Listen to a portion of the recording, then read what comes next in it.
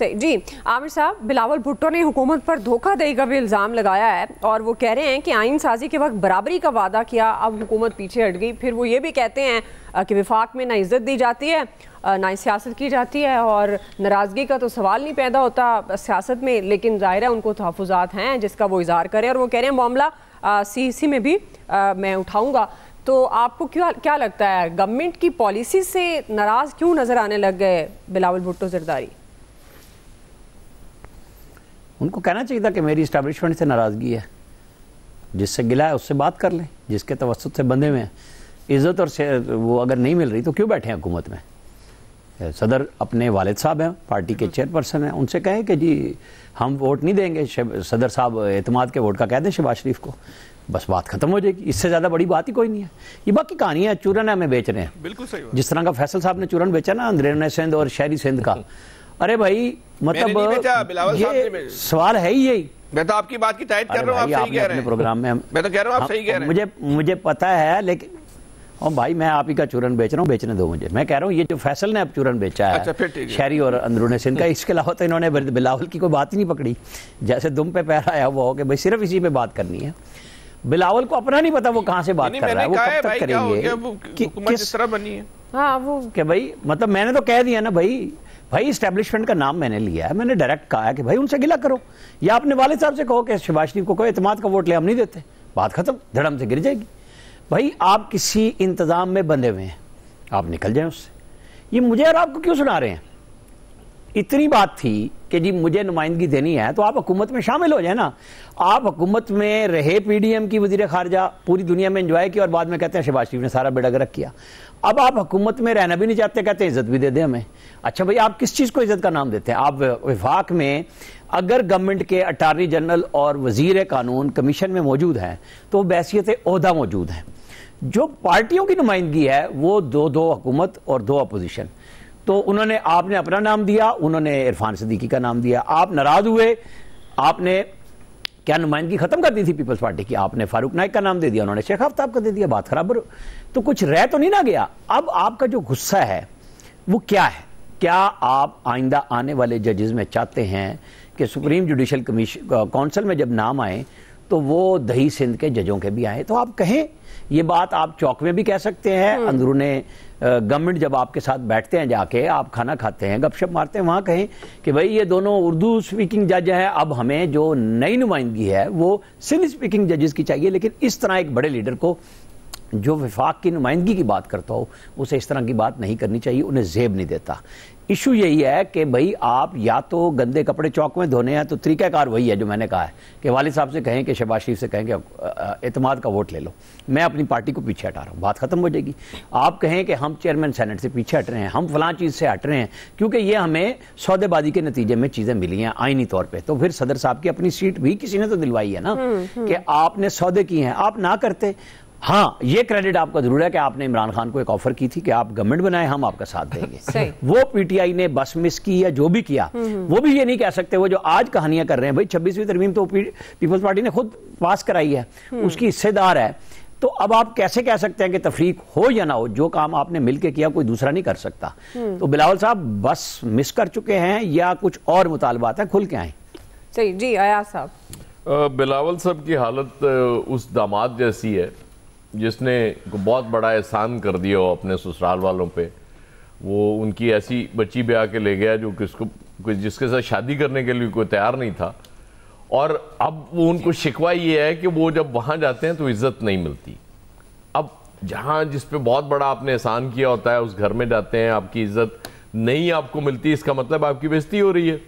तो फिर बात सीधी है कि भाई उस घर पे जाना छोड़ दो, वो रास्ते जुदा कर लो, ख़त्म हो जाएगी बात। मतलब ये शिकवे करना कि जी ये फलां नहीं हुआ, हमें वो जो बात की गई थी जी एक जैसी वो चीज़ें, ठीक है नो डाउट। वो पहली दफ़ा गवर्नमेंट जब नाकाम हुई, PMLN नहीं करा सकी थी वो तरमीम, तो आपने क्रेडिट है आपका कि आप आगे आए और आपने ऐलान किया और करा के दिखाई, जैसी भी हुई वो ठीक है, वो आपका बिल्कुल क्रेडिट है, वो आपसे कोई क्रेडिट ले नहीं सकता। और गालिबन एक ये भी एक जहन में आ जाता है बाज़ दफ़ा कि जी इतना बड़ा काम तो मैंने किया है, अब प्राइम मिनिस्टर शहबाज शरीफ क्यों है? प्राइम मिनिस्टर तो मुझे होना चाहिए कि एक प्राइम मिनिस्टर नाकाम हो गया, काम नहीं कर सका, वो काम मैंने करके दिखा दिया और मेरी बैसाखियों पर ये हुकूमत चलती जा रही है, लिहाजा मेरा राइट बनता है कि मुझे साढ़ा हाथ वो की कैथे रख। वो इस तरह की सिचुएशन बिलावल साहब की है। लेकिन ये पहले भी ये हल्की फुल्की मौसीकी आपको पता चलती रहती है, ये शिकवा करते रहते हैं। कुछ चीज़ें होंगी ऐसी जो जाहिर है वो लेना चाह रहे होंगे गवर्नमेंट से, और गवर्नमेंट खुद तो जाहिर देने की पोजीशन में नहीं है बेचारी, उसके पल्ले है ही कुछ नहीं। तो यकीनन वो आमिर बिल्कुल ठीक कह रहे थे, भाई डायरेक्ट आप मुतालबा करो इस्टेब्लिशमेंट से कि जी ये हमारे साथ वादे हुए थे, ये पूरे नहीं हुए, और ये अगर पूरे नहीं किए जाएंगे तो हम इस हुकूमत के साथ नहीं रहेंगे। भाई जिस दिन आप अनाउंस कर देंगे ये हुकूमत ख़त्म हो जाएगी, उसमें तो कोई दो राय नहीं है। लेकिन क्या आपको इस चीज़ की इजाज़त मिलेगी? मतलब बात करने की तो शायद आपको इजाज़त है, लेकिन ये काम करने की इजाज़त आपको मिल जाएगी? क्या आपके वालिद साहब इस चीज़ पे मान जाएंगे कि जी ठीक है बिलावल साहब चूँकि ये कह रहे हैं तो लिहाजा ये हम हुकूमत छोड़ने जा रहे हैं, फ्रेश इलेक्शन होंगे उसके बाद, तो और तो कोई हल नहीं है। या फिर ये है कि वो एक नया सेटअप बन जाए, वो बिलावल साहब को प्राइम मिनिस्टर बना दिया जाए, बाकी थादीन के साथ आके बैठ जाए, और तो कोई इसका हल नहीं है ना। या फिर वही बात है, वो जो एक बात बड़े अरसे से होती है, कोई नेशनल गवर्नमेंट टाइप को फार्मूला। अब ये भी सबसे इम्पोर्टेंट है कि ये आइडियाज सारे अचानक बिलावल साहब को खुद आ गए कि वो बाहर वो जाके उन्होंने जब बात की तो वहां से किसी ने बताया कि यार आपके साथ तो बड़ी ज्यादती हो रही, आपको तो इज्जत ही नहीं दी जा रही, आप क्यों इस हुकूमत के साथ बैठे हुए हैं, तो इसलिए आप जाके एहतजाज करें। और आते ही उन्होंने एहतजाज शुरू कर दिया।